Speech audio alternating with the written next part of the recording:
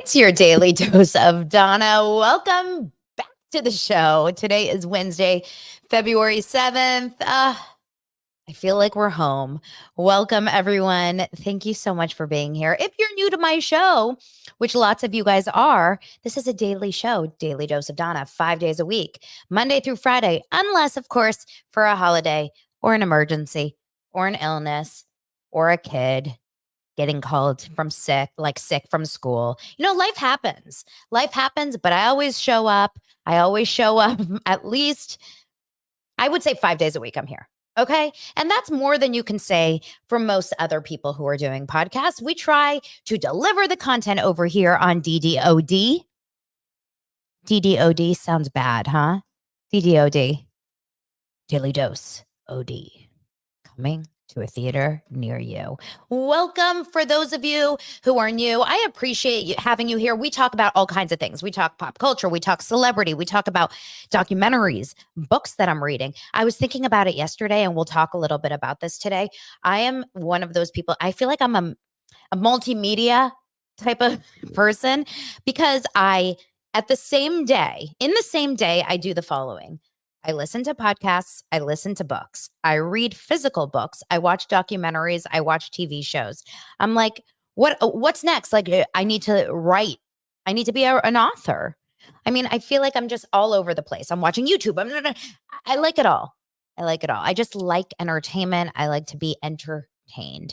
And you guys entertain me. Oh, that's so funny. DDOD is Dodd backwards. Kelly Dodd. Kelly Daily Dose of Donna.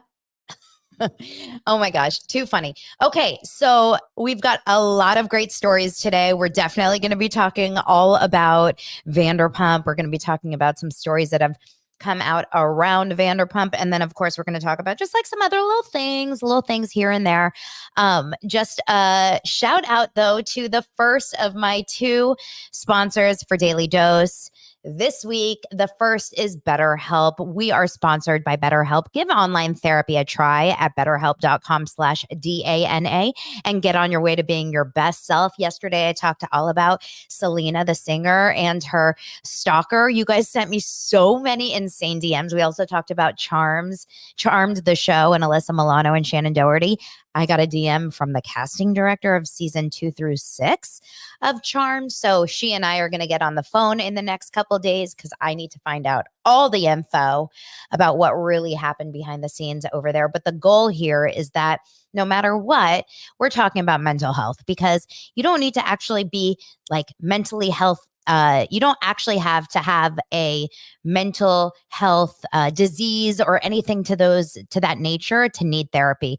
All of us are getting inundated constantly with negativity, with online comparison, with feeling not enough, maybe inadequate in our physical self, in our emotional self, in our career, in our finances. We need a lot of building up inside. Self-love is so important, and the best kind of way to love yourself is to learn about yourself and to grow, and to work with someone always helps. You can read the books, you can listen to the podcast, we all do that, but I want to make sure that you also are talking to people and sharing, because sometimes just venting it out helps a lot. So if you're thinking of starting therapy, give BetterHelp a try. It's entirely online, designed to be convenient, flexible, and suited to your schedule. Just fill out a brief questionnaire to get matched with a licensed therapist and switch therapists for no additional charge. I would like to be able to switch anyone for no additional charge in life.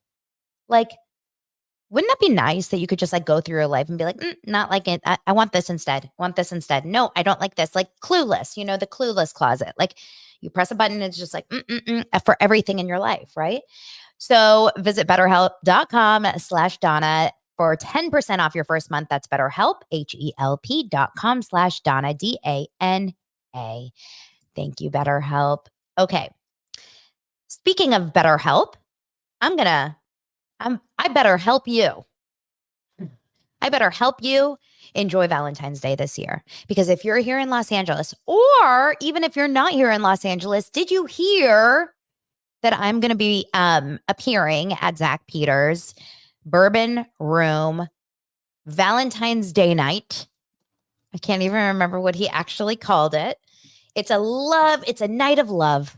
It's a night of love with, Zach, Peter, and I, since we have such a love connection.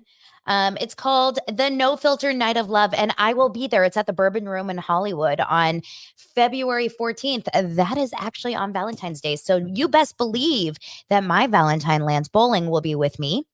And I'm also going with a couple other friends, people that you guys know from the space. And I'm really excited about it because I'm going to be on a panel. I think I'm going to be with Patrick and Paul.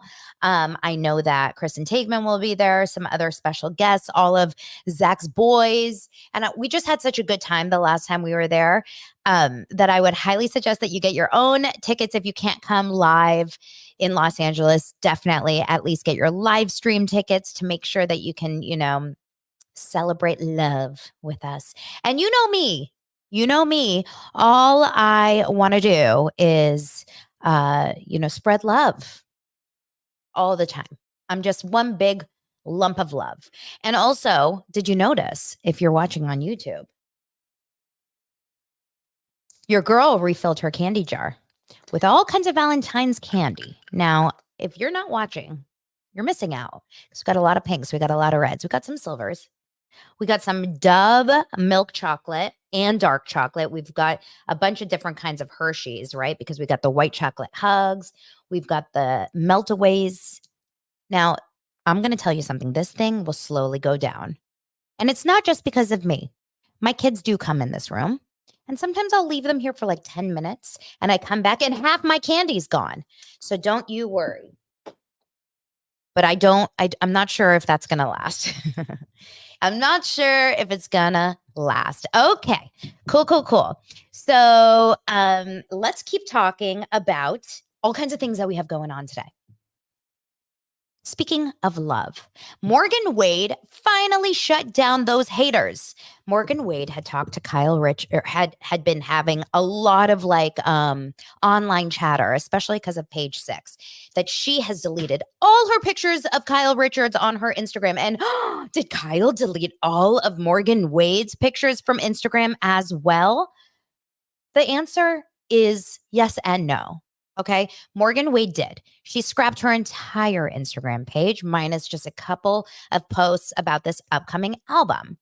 Then Kyle Richards, from what I saw, didn't change a damn thing on her Instagram. I kept seeing pictures of Morgan Wade. I saw the pictures of her and Morgan. I saw the pictures of her on vacation when she was with Morgan. So I was very confused by this Page Six article. Also, Morgan Wade had scrapped her Instagram of all these pictures like weeks ago. I don't know. Page Six was like sleeping through this. Okay. Page Six needs to get with the program. But meanwhile, over the weekend, a lot of you guys saw on TMZ that Morgan Wade was performing at the Nashville Country Hall of Fame, I believe it is. And Kyle Richards was front row filming for the documentary, or maybe just as a friend. It doesn't matter. Regardless, Morgan finally took a picture with Kyle, posted on her Instagram stories saying, for all you people that thought that we hated each other, we're fine.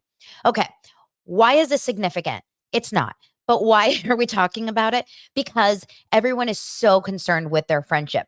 But here's why I know that it's annoying. Or here's what's annoying about this, I should say.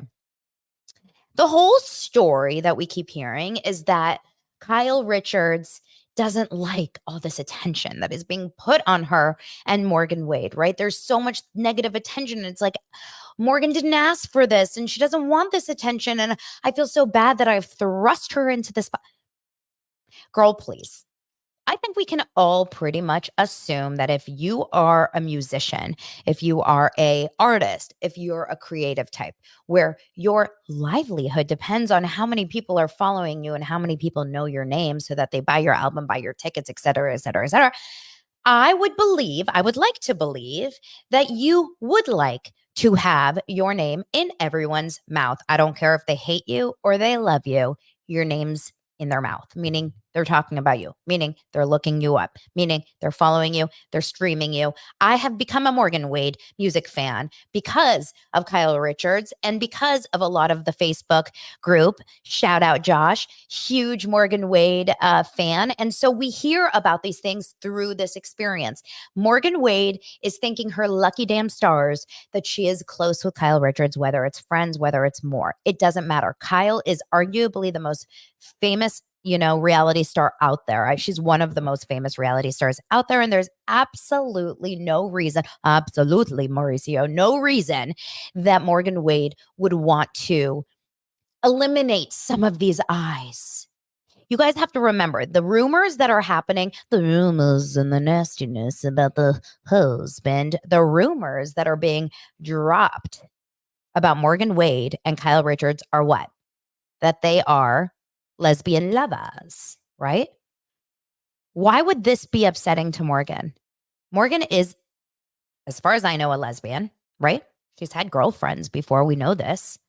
This is not new news. It's not like she's getting outed in any capacity. And if she's in a relationship with Kyle, if they actually are in a relationship, then I would imagine she's okay with this rumor being spread. Maybe Kyle's not okay with the rumor being spread because she hasn't actually, she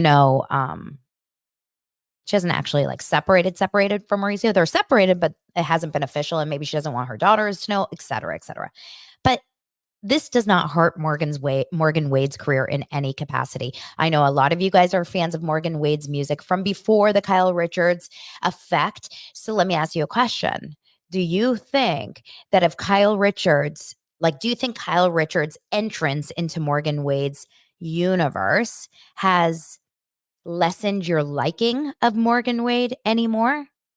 Or do you feel like it has ruined your feelings of Morgan Wade, your positive feelings of Morgan Wade? I don't think, from what I've seen and heard from you guys that are fans, I don't think anyone's been like, ew, I'm not into Morgan anymore because of Kyle Richards. I don't think so. I think most people really do like Morgan, and they like her now just the same, or if not more, right?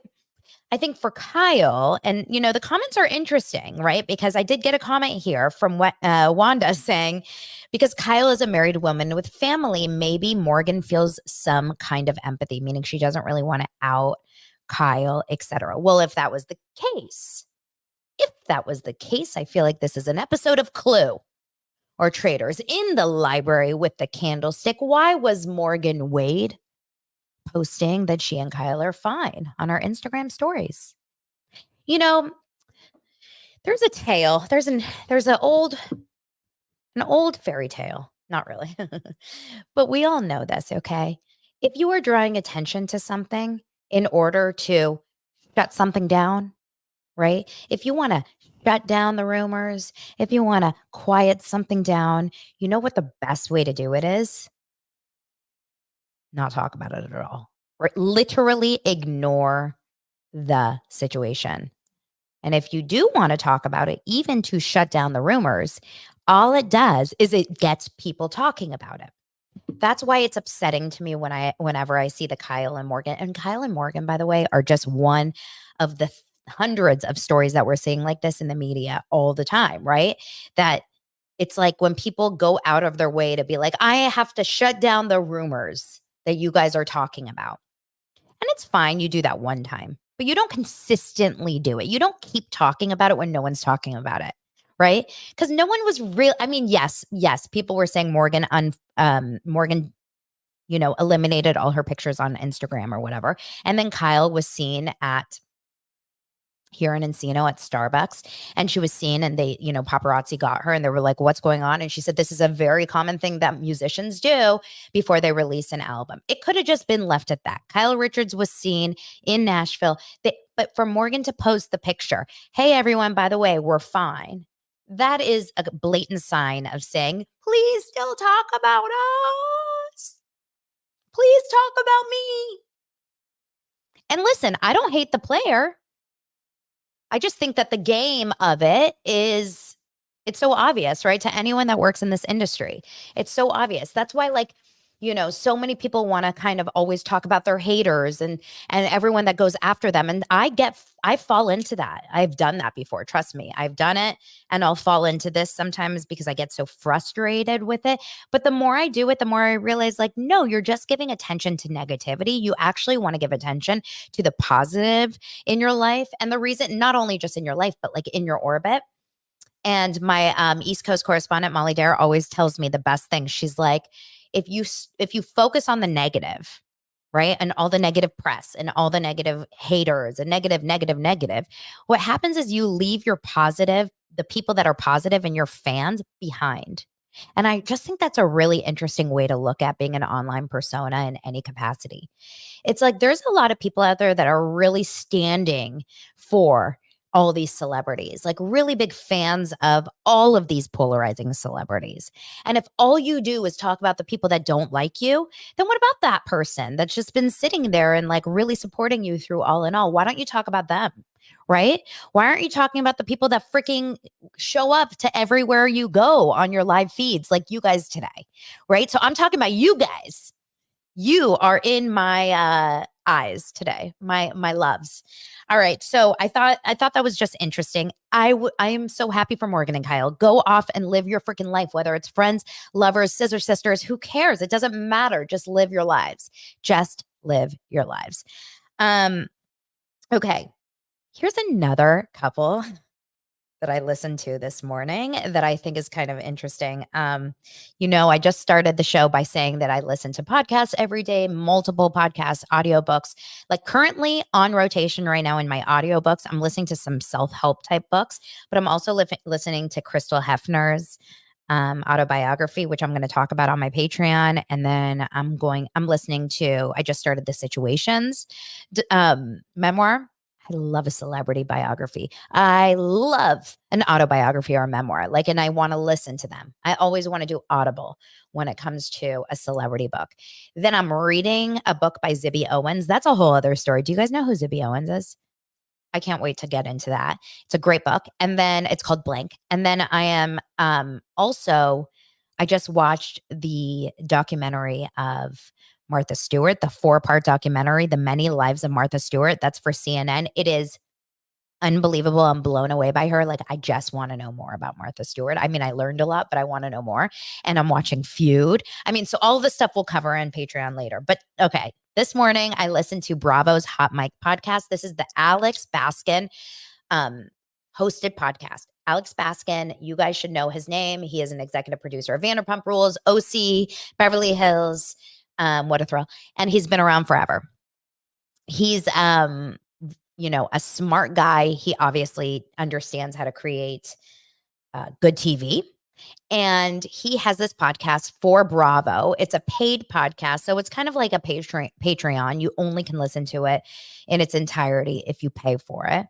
And he had Gretchen and Slade Smiley on his show today. Now, normally when I see the names Gretchen Rossi and Slade Slimy, Slade Slimy is his new name. That was a not on purpose, pun. So it's Slade Smiley and Gretchen Rossi. Normally, when I see that they're on a show, on a podcast or anything, which I don't see that often because they're kind of MIA in my, eyes, I turn the channel. I'm like, I'm not interested. This is not something. But because I do really like Alex and I like his interview style and he really knows these people, like when he interviews his people, they really respect him and look up to him. So they answer all the questions. Like Shannon, his interview with Shannon Bedore was so good that I listened to that going down the slopes in Mammoth. I just remember that. So I was interested and I listened to it this morning. I will say one thing, which is just bananas. How in the world, out of all those OC families, OC girls, all those OC housewives, how in the world are the only ones that are still together Gretchen and Slade? It just goes to show. It's like a Heidi and Spencer. Everyone used to watch The Hills and Laguna Beach. I mean, well, I guess it was only The Hills for them. And everyone just hated Spencer so much, Spencer Pratt. Everyone just felt like he was just like the worst. And Heidi also just had such a bad reputation on that show. And she just came off like such a, inauthentic, not a good friend, et cetera, et cetera. And look at them. Look at them. So many years later, Spencer and Heidi are living their best lives, married with kids. They have a very successful life. They have a podcast, et cetera. So it just goes to show that a lot of times we have this feeling about these people that we just like to take them down. Horrible, horrible. And then they end up being the ones that get through it. I almost wonder if it's because of a couple of reasons. Like if you go through so much scrutiny as a couple when you first get together, like a Gretchen and Slade, or like a Spencer and Heidi, or if you guys can think of anyone else, people, that the world hates you, essentially. If you can get through that, maybe it's like smooth sailing after that. Maybe it's like it's one of those things that if you start being like the prized couple that everyone loves, Kyle and Mauricio, and then there starts to be cracks in the foundation because that's just life, but you can't handle it because you've never really gone through hardship, right? It's almost like I can only imagine. Yeah, that's really interesting. Trauma bonding. And Andrew says they're both not on TV, so that helps 100%. 100% being on TV is so, I think, like catastrophic for a relationship. I think someone said, Michelle said, Slade is the OG Johnny Jansen, Dirty John Jansen, coming to a boat near you. He is, but he's not. So, okay, listen, this episode is interesting. They've been together 15 years. They've known each other 25 years. Slade knew Gretchen way back in the day, like when he was with Joe, even before. Did you know Gretchen was a very successful real estate agent in Newport Beach, and she was doing really well before Housewives? Did you know that when she interviewed for Housewives, she ended up getting on the show because number one, Slade suggested her to production. Slade had already done the season with Joe. And then I think Slade was on season 2, maybe possible. And then he suggested Gretchen to come onto the show to producers because he was working with Alex Baskin and Evolution and all these networks and all these studios. He was working on Date My Ex. If you guys remember, Date My Ex was the first spinoff of Real Housewives of OC. And it was a competition dating show like Bachelor, but about your ex-boyfriends, ex-girlfriends or whatever. And it was Slade and Joe. They did the first season. And he said that Andy Cohen wanted them to come back for the second season because it was so good, but Joe did not want to hook Slade up with anyone. She didn't want to do it. Now, meanwhile, Slade had become friendly with Gretchen through work stuff and had introduced Gretchen to Joe. And Gretchen was meanwhile with Jeff. Remember her boyfriend who they were just boyfriend, girlfriend, right? They weren't married, who was very old, and he was not very old, but he was very sick and he was an older man. And when Gretchen first got on the show, Jeff apparently is the one that pushed her to do it. Said, I'm so sick of living this life. It's all sickness. It's all cancer. It's really depressing. Like, go out and live your life. Gretchen said she walked onto Housewives really thinking she was going on a show to just like have fun and drink wine with girlfriends and whatever. And she didn't realize that she was going into the lion's den. She definitely talked badly about Tamra. She said that she and Tamra have got their issues for sure. And Tamra has a major, major issue with Gretchen, still brings her up on the podcast. Gretchen thinks it would be really good to have her come back on the show to come at Tamra and to have that, that dialogue back and forth. Gretchen, and they talked about why Gretchen is so like triggering for people on reality TV. And Gretchen said something that I thought was so interesting. She's like, here's the truth. I think just people don't like me immediately when they see me. Like I'm just immediately, people are off put by my energy and my presence, which I have never, ever heard anyone say that like so easily. There's a few people that I can think of that, but I've never really felt that about Gretchen. But she said that most people don't really like me. She goes, I have a relationship, I have my girlfriends and I have a strong relationship with Slade and my daughter. But she said, I believe, she goes, I'm 46 years old now. And I think at this point in my life, I can honestly say that people are jealous. When you say that, it's just not a good look, right? You can think that people are jealous of you, but when you say like, they're just jealous, it brings me back to high school shit. Look, I was interested in this interview. Oh, another thing that they talked about, they don't like Alexis Bellino. It's very clear, but they said that they were really off put by Alexis making that comment at BravoCon when they were presenting Vicky with the Housewife of the Year or the Housewife Achievement Award or whatever it is. And Alexis said something along the lines of like, "I'm the only one that hasn't had sex with Smiley, Slimy." So they were like, that moment was about Vicky. I'll just never get over the Vicky pig scene when she's dressed in pink. It's like an 80s event. I don't remember the season. I just know Gretchen and Slade were in this corner of this restaurant and Vicky walked in and yelling, and it was about people calling her looking like a pig. Like, it was crazy. It was nuts. I thought it was a good podcast episode though. So you guys don't have to listen to it. Here's another person that was on a podcast. Are you guys interested at all in this? This is real random, but Call Her Daddy.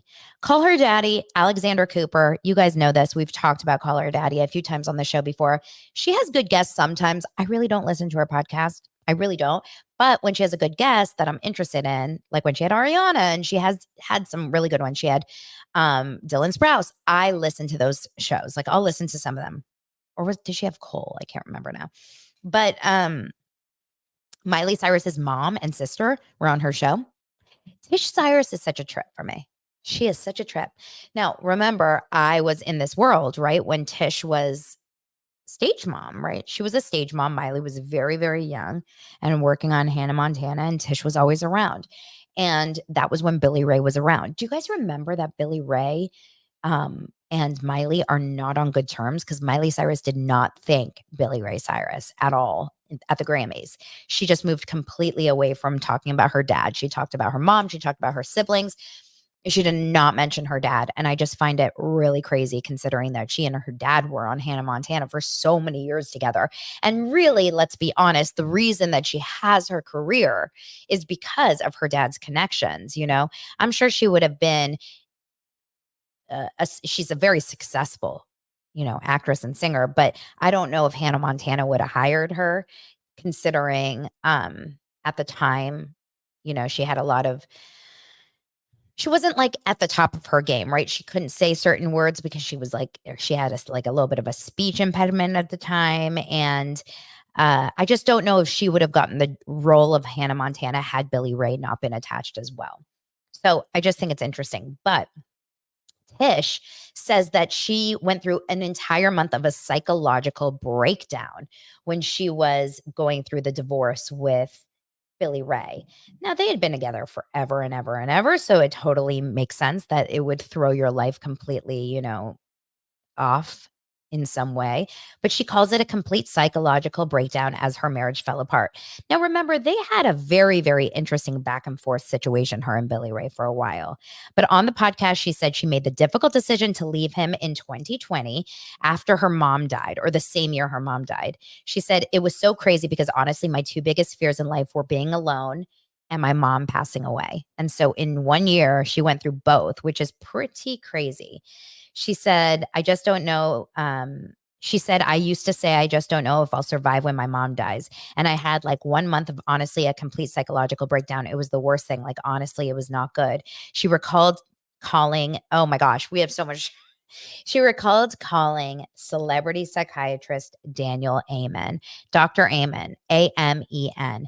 I need to know what you guys think about Dr. Amen. If you know anything about it, I will absolutely talk all about this. This is super interesting, such a deep dive, because Dr. Amen, he's a brain doctor, and a lot of celebrities go to him for a variety of reasons, including Derek Huff and Haley. They were with him in a picture yesterday. Remember, I talked about how she had that horrible surgery. So I think that'll be an interesting, maybe that's a good deep dive Patreon moment, because there's a lot of confusion around him. She says, I could not eat. I could not sleep. I could not stop crying. I weighed like 130 pounds. She looks a lot smaller than that. And if you can't eat, like, I'm surprised that's it. I don't have my mom. I don't have my husband. That's been my husband for 30 years. Like, holy crap, I'm scared. She then explained that Billy Ray had gone to Tennessee during COVID while she stayed in California. So that was the final end. She said, our marriage had not been in a good place for a long time. And I think I did stay so long out of fear, literal fear of being alone. How many people have done that? now she's saying that her solitude is hugely transformative. Uh, yeah, she just said she remembers, I have to just like finish it and end it. Now, this is really interesting. She finally filed for divorce in 2022. Um, and then the achy breaky heart singer, that's Billy Ray Cyrus, got engaged to a musician, Joanna Fire Rose Hodges. They tied the knot in October 23. And meanwhile, Tish has remarried Dominic Purcell from Prison Break. A lot of you guys have watched Prison Break, and I loved Prison Break. Like, what a show. That was a great show. That was when network TV like knocked it out of the park. When was the last time you watched a show on network TV? I'm talking about ABC, CBS, NBC, like Fox. When was the last time you watched a show on those channels that you cannot stop talking about? I feel like for me, it was like Parenthood. I loved Parenthood so much, but everything else, eh. Now, she also talked a lot on the show about the devil's lettuce. So, Tish is a massive pot smoker, apparently, and she literally did not want to ever go down this path because she felt like it was a gateway drug. Like everyone growing up always said, like, a weed is a gateway drug. Well, for me, it's a gateway to paranoia, but for a lot of people, they really, really enjoy some marijuana in some capacity, whether it's smoking, eating, drinking, to calm their brain or for pain or for anxiety or for whatever. For example, like Lance, when he smokes or when he, is a little high, he's super productive. He's like talkative. He's on it. He's walking from room to room. He's like more active as a dad. When I'm high, I'm effed. Okay, we've talked about this before. You do not want to see it. When I'm high, I'm laying in bed wondering, like, how do I get more ice cream in my mouth? But I can't stand up to go to that bathroom, to the kitchen to get the ice cream. So I just have to sit here and like live in the desert of a dry mouth, hoping that at some point someone comes and saves me from this hell. But that's just my experience. Everyone has a different experience with the devil's lettuce. And Tish said that it helped her tremendously to sleep. She said she was taking Ambien and she absolutely was not able to feel like she was taking it, but had all these bad side effects. And marijuana was the first thing that put her to sleep. Do you think she's taking the Vina CBD THC that I'm taking? I'm loving it. I'm loving it. You guys are wondering, actually. A lot of you have asked. So I started taking the Vina. I can't remember. It's not Lights Out. It's the other one. I'll have to get it and look at it. But I posted about it on my Facebook group. And it has 2 milligrams of THC and something else of CBD, a little bit more of CBD. And I was really worried to take it because I thought it was going to make me stony baloney. But it didn't. I mean, and if it did, I'm pretty much sleeping throughout. So I've been sleeping super well these last few nights. So thank you, Tamara Judge, Eddie Judge, and Vina, because you guys are getting my pep in my step back. And I appreciate that tremendously. Do you guys care at all that Kim Kardashian, that Kim Zolciak Biermann is selling cashmere collections? Is anyone interested? Does anyone give a crap about the Biermanns anymore? I am on the level of 1 to 10 in terms of caring about the Biermanns. I'm at a solid 1.25. The Biermanns are a lost cause, but she did have a company still. Who knew? Called Cashmere Collections. Of course, that's with K's because she is the original Kim Kardashian. Don't you guys know? And she has sold it to the founder of the 310 Nutrition. 310 Nutrition to me is like such a watch. You guys love 310 Nutrition. They had all the shakes and everything. It felt like such a moment of, I don't know. It felt like the tummy teas. Do you remember how all the housewives and all the reality stars were talking about their flat tummy teas? That's what it feels like. Who is buying cashmere collections? I don't even know what it is, but check the expiration date on any of your cashmere collections items because I'm convinced that most have exceeded their expiration, whether it's creams, whether it's food. I have no idea. Buy. A buy and no. It's a no for me. Dog. Right? All right. I think it's time that we talk VPR. All right. Did you guys watch I got a lot of comments about don't hate so much on VPR. Oh, wait, before we get into VPR, I have to shout out my second sponsor of this week's show, and that is Robody. Because we were just talking about how Tish Cyrus stopped eating for so long because she was so stressed out. Well, that is the unhealthy way to lose weight. Did you know that? Yes, I know a lot of people like to starve themselves and not eat, but that is not the right way to do it. In fact, the right way to do it is a mix of lifestyle, of diet, of medication, of all kinds of things. And Row Body is a good option for you because it provides access to the most popular weight loss shots on the market.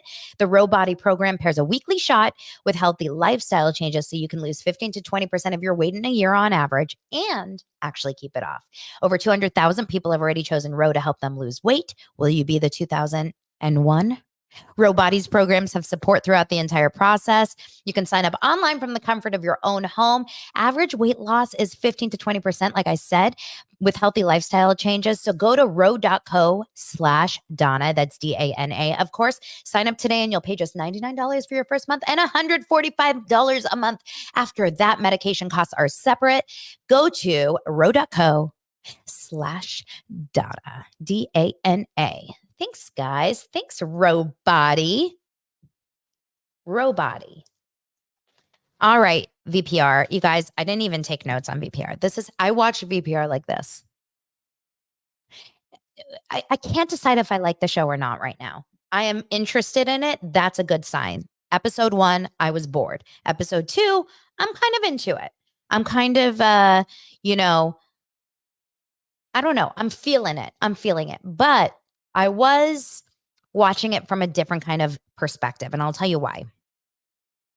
I truly feel that we are not watching a TV show, like a reality show. We're watching the behind the scenes of everything we already know. Like, this is what I think is really happening. Back in, Sandoval happened in March. Okay. So then the summer happened and then they started shooting. I can't remember what month they started shooting. Does anyone know like when Tom Sandoval's birthday is? If anyone can find out for me, that would be amazing. But I'm thinking we're in the summer-ish time. And I feel like we've watched everything already because we've all been on TMZ. We've seen Daily Mail. We've seen Page Six. We're on TikTok. We're on Instagram. We're watching every single person's accounts of every single thing that we're seeing. And now we're just watching the making of it. Does anyone understand like what I'm saying? It's like we've watched the movie, but now we're going behind the scenes. It's unreal how clearly they're not able to separate the idea of this being just like reality stars on a TV show because of the amount of focus and energy on all of the other people filming them, just like cell phones in their faces. We'll get to that in just a moment because this was an episode that kind of shouted out the end of Pump. It was like an homage to Pump, which is Lisa Vanderpump and Ken's 10-year-long outdoor garden restaurant in West Hollywood on Santa Monica Boulevard. It's a few doors down from Tom, between kind of around the corner from Sir, a few doors down from Tom. A very, very expensive but ideal place to own a restaurant or a bar, especially if you're, for that West Hollywood crowd. Okay, July 7th is his birthday. So this is July. So just try to remember this, you guys, when you watch these shows. Like we're right now in February, but we're watching April, May. We're watching 3 months post Sandoval. So it's really weird because it's hard not to remember like where we were at that time in our lives, as if we're on the show, right? I am on the show somewhere. I'm sure I'm in there. I feel like I was there. I drove by their house, remember? Okay. So the episode starts with what we've already seen because everyone already watches the first 7 minutes or 6 minutes. And this is the incredibly uncomfortable conversations between Ariana, Tom, and the lovely assistant. Is her name Anna? Something along those lines. Okay. No offense to the assistant. Truly, no offense to her. But have you guys ever met personalities like her? Have you ever met personalities like that assistant? And this is what I mean by this. I am sure Anna does a very good job as an assistant. Working for Tom Sandoval cannot be easy. There's got to be a lot of things that are very challenging. I want that job like I want a root canal, right? But the way that she approaches Ariana, if I were Ariana, I would be so goddamn annoyed if this happened to me every single. Hi, I'm so sorry. I'm so sorry. I'm scared, but can I ask you? Is that a? I would be like, spit it out. Tell me what your job as an assistant. Now, I bless Ariana's heart. She was being as nice as she possibly can to him. But what an annoying situation for Ariana in this situation, right? Now, this is by choice. She doesn't want to communicate with Tom. So you can look at it both ways. Like, Anne doesn't need to be there communicating with Ariana unless Ariana said, I will not communicate with you, Tom. But the personality, I'm like, I would just be like, put it in a text. Get to it. Come on. Chop, chop. Not to be mean to Anne, the assistant, bless her heart, but like that, can you imagine for every little thing in your entire life, every little decision? Now, Ariana was a little snappy with her, but I kind of understood it. She's like, she sent a text. So Jason's going to be coming over soon. Ariana's like, great, I won't be here. So downstairs. Sorry, Ariana, but Jason, did you see my text that Jason? She's like, yeah, I saw it. It's my house. I'm living here. Okay. It was like it was a little much for me. That kind of personality is a lot. And notice, yes, all of her text messages is like, sorry to bother you. I'm so sorry. Hey, how are you? Did you notice? Is this this is like a young person thing. This is a Gen Z thing, right? The you to say you is a you, or like KKKK, or sorry, SORY. Like it's very, very, I don't know. I'm more of like, get to business. Let's get to it. Let's get to the business. So anyway, I do think that it will be a interesting time to see it, how Anne kind of goes through this process. But she's very sorry about you to Ariana. Now, Ariana, in this moment, she is fresh out of Sandoval. Remember that, because looking at these scenes, you can see Ariana, you're acting a little bit like, if you look at what Ariana is doing in these episodes, it could seem a little petty. But we do have to place ourselves back in July. Place ourselves back into July and try to remember this. Okay. She's very bitter. Anne says Tom wants to have a birthday here. Ariana says that's not going to happen. I'm going to call the police. Then Anne ends up going back to Tom, and Tom says, well, can you just like at least, I mean, dude, can you just like at least like tell her that like by 12, like, yeah, dude, like what the hell? Now let's talk about Jason. Jason, Tom's friend, comes on over. A lot of you guys recognize Jason, because Jason was the Schwartz to Sandoval for a few months there, because Schwartz was MIA. Schwartz was scared for his life and was trying to, escape Alcatraz, meaning escape Sandoval's presence. And all he could do was he kept getting attacked by sharks and coming back to Sandoval, and he's there. But Jason was the Schwartz to Sandoval for a while. He was the fill-in girlfriend, fill-in battered wife. Jason, this is the connection. Jason is not only the drummer on Sandoval's band, but Jason's wife is Howie Mandel's producer on his podcast. So now you can kind of remember why Tom Sandoval did Howie Mandel's podcast. He did it as a solid to his battered wife, Jason, at the time. And Jason was his only companion. Like it was him and Kyle Chan were the only ones that were still sticking around there. So Jason comes over, and I mean, this is the truth. Tom pays for the house. Sounds like he's the only one paying for the house. And if Ariana doesn't want him to have a party there, technically Tom can say F you. And Jason's like, are you even allowed to not, like, aren't you allowed to do whatever you want in that house, in that party? You should be allowed. So anyway, they decide to have the party. Meanwhile, I just looked at the time and I've got a hard out at 12. So we got to get this show on the road. Meanwhile, Ariana and Lala go and have this conversation at this adorable smoothie place here in Studio City. I know exactly where it is. And now I want to go to What a Peach. Looked adorable. And Lala's like, whoa, wait, I don't understand. Just move. Just move out. Now, this is the part where I don't understand because here we are months and months later and we're in the same boat. Ariana's like, I don't want him to get away with having this house. He already ruined our lives. I don't want him to also have this house. Here's what I'm going to say to Ariana, because Ariana is really, intent on trying to protect her like by principle. I am not moving out of this house. I am not, leaving this house until Ariana, protect your peace. Get the F out of that house. Spend whatever money you need to. Lose money in the process. You cannot live like this. And I say this with love, but no one can live in that house. I've never seen a messier house in my entire life. There was cat litter on the dining room table. Did anyone notice that? There was a jug of cat litter on the dining room table. You do not own a $2.5 million house and have an assistant that's walking around and a camera crew and you leave cat litter on the dining room table. You two should not be homeowners is the truth, right? Like someone needs to take away this home from them. I'm concerned. There's a lot going on here. So Ariana is acting a little bit in this case like it's by principle. And so I really if Ariana was my friend, I'd be like, get out of there. Why are you doing this to yourself? You're a millionaire. Like, get out of there. Okay. What's important to talk about this episode? Of course, we have the Sheena Shea of it all. We have the moments where Sheena goes and sings Good as Gold, rock style. We've all heard this version of the song and since then, and I think her music career is coming back and looking good. But I was a little sad for Sheena.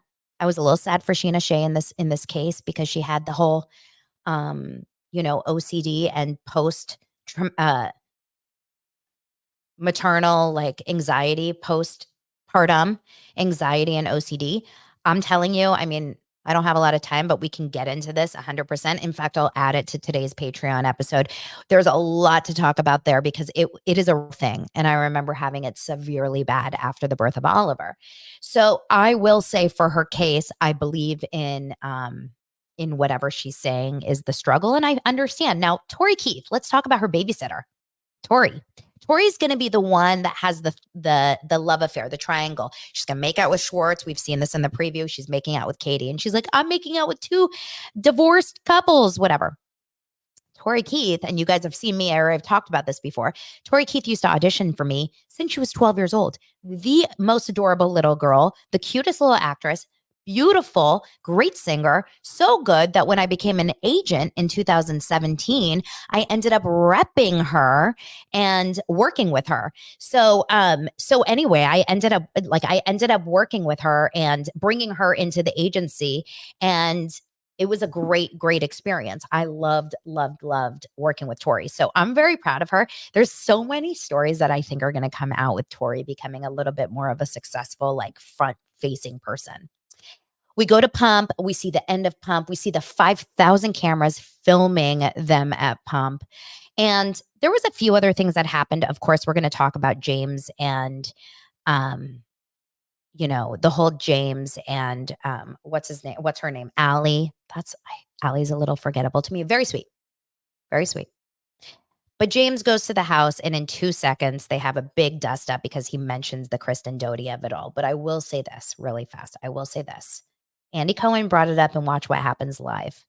He's not wrong. He's not wrong.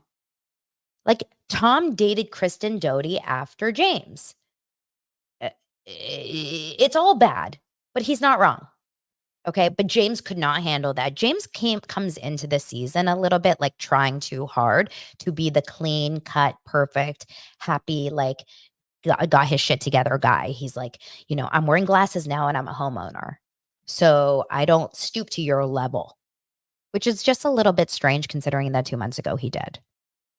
Okay. There's so much to cover. Maybe I will talk about it later on Patreon. If not, I will finish it up tomorrow. I just realized the time. I do not have any more time to go deeper into the episode. But tomorrow, I definitely want to cover in depth about Ariana and Tom and this house and the bills, because this will be very, very interesting. I didn't mean to scissor like Kyle and Dorit, but this will be an interesting conversation to have.